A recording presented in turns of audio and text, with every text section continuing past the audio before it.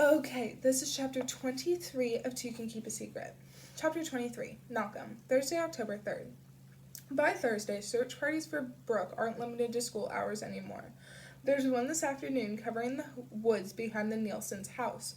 Peter's a volunteer captain, and when I get home from band practice, he's loading a cardboard box filled with flyers, bottled water, and flashlights into the back of his Range Rover.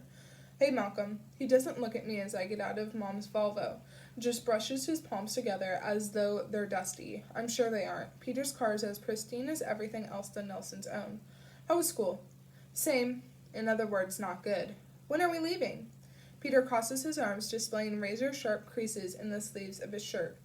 We are leaving in 10 minutes, he says. The emphasis is clear, and when I don't respond, he adds, I don't think it's a good idea for you to come, Malcolm. My heart sinks. Why? It's a pointless question. I know why. Officer McNulty has been back twice already to ask me follow-up questions. Peter's nostrils flare. Emotions are running high right now. You'd be a distraction. I'm sorry. I know it's hard to hear, but it's the truth. And our first priority is finding Brooke. My temper spikes. I know. I want to help. The best way you can help is to stay here, Peter says, and my palms itch with an almost irresistible desire to punch the smug look off his face.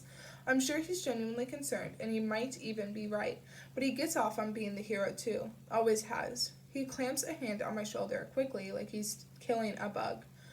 Why don't you go inside and see if there's any more water in the fridge? That would be helpful. A vein above my eye starts to throb. Sure, I say, swallowing my anger because getting into a pissing match with Peter isn't going to help Brooke. When I get inside, I hear the staircase in the foyer creak. I'm hoping for my mother, but it's Katrin with a heap of red fabric hanging over her arm, followed by Viv. Katrin freezes when she sees me, and Viv almost bumps into her. Both of their faces harden into the mask of dislike I've been seeing everywhere since Sunday. I make an effort to act like I normally would. What's that? I ask, gesturing towards Katrin's arms. My homecoming dress, she snaps. I eye the dress with a feeling of mild dread. I've been trying to block out the fact that homecoming is Saturday. It's weird they're still having that. Katrin doesn't reply, and I add, what are you going to do with your dress? Your mom's going to have it pressed. She gives me a wide berth as she makes her way into the kitchen, carefully draping the dress over the back of a chair. It's nice, I guess, that my mom does stuff like that for Katrin. Peter says Katrin's own mother hasn't responded to any of his calls all week, other than to text something about bad reception in the south of France. There's always some excuse. When she's finished arranging the dress, Katrin stares at me with glacial blue eyes. I'd better not see you there. Somehow Katrin doesn't make me angry like Peter does. Maybe because I know she's barely eaten or slept since Brooke went missing. Her cheeks are hollow, her lips chapped, her hair in a messy ponytail. Katrin, come on, I say, my palms spread wide, the universal gesture of a guy who has nothing to hide. Can we talk about this? What have I ever done to make you think I'd be capable of hurting Brooke? She presses her lips together, nostrils flaring slightly. For a second, she looks exactly like Peter. You were involved with her, and you didn't tell anyone. Jesus. I break a hand through my hair, feeling a tug in my chest. Why do you keep saying that? Because you lost track of her during the sleepover? She was probably in the bathroom. Katrin and I were never friends exactly, but I thought she knew me better than this. My room has a bathroom, she points out. She wasn't there. So she went for a walk. She's afraid of the dark. I give up. She's latched onto this for some reason, and there's no talking her out of it. I guess whatever bond I thought we had was just in my head, or something that amused her when she had nothing better to do. Your dad's getting ready to leave, I say instead. I know. I need a phone charger. Wait here, Viv. She instructs. She stalks down the hallway leading to the study, leaving Viv and me to eye one another warily. I half expect her to follow Katrin, but she's a good minion. She stays put. Still writing that article? I ask. Viv flushes.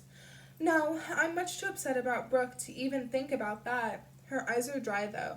Have been all week. Anyway, I already told the media what I think, so, as far as I'm concerned, it's done.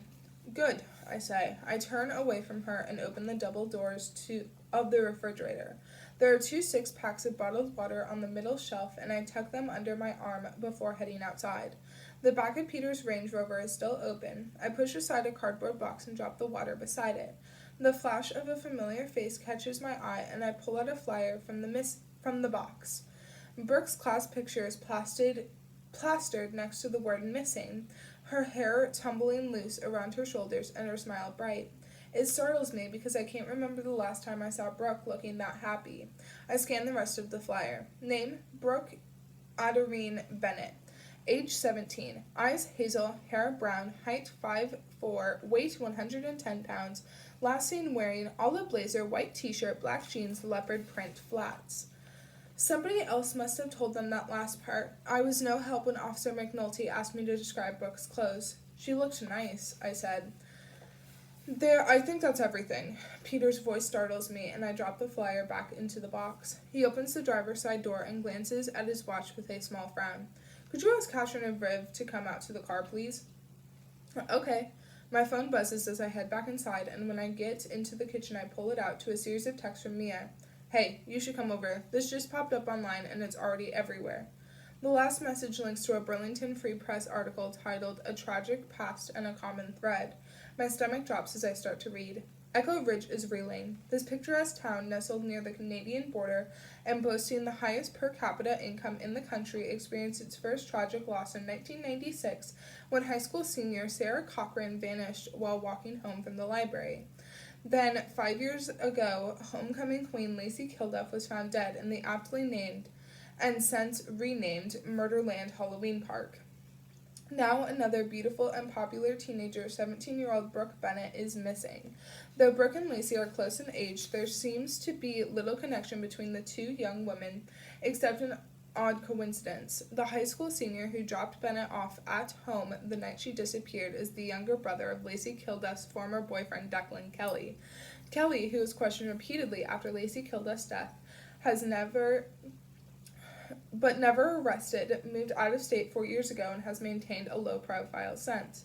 So it came as a surprise to many in this close-knit community that Kelly relocated to the neighboring town of Salisbury shortly before Brooke Bennett's disappearance. Shit. Viv might not be writing any more articles, but someone else sure is. Suddenly Peter looks like a genius. If I weren't going to cause drama during the search for Brooke before, I sure as hell would now. Katrin enters the kitchen, gripping her phone. Her cheeks are bright red, and I brace myself for another tirade. She probably just read the same article. Peter wants you to go outside. Oh, sorry, that was wrong one. Peter wants you to go outside, I say, hoping to cut off whatever lecture she has planned. She nods mechanically without speaking, looking first at Viv and then at me. Her face is weirdly immobile, like she's wearing a Katrin mask. Her hands shake as she shoves her phone into her pocket. He's not letting me come, I add. He says I'll be a distraction. I'm testing her, waiting for the expected, well, you would be, or distraction doesn't cover it, asshole. But all she says is, okay. She swallows hard once, then twice. Okay, she repeats like she's trying to convince herself of something. She meets my eyes and looks down quickly, but not before I catch how huge her pupils are. She doesn't look mad anymore. She looks afraid.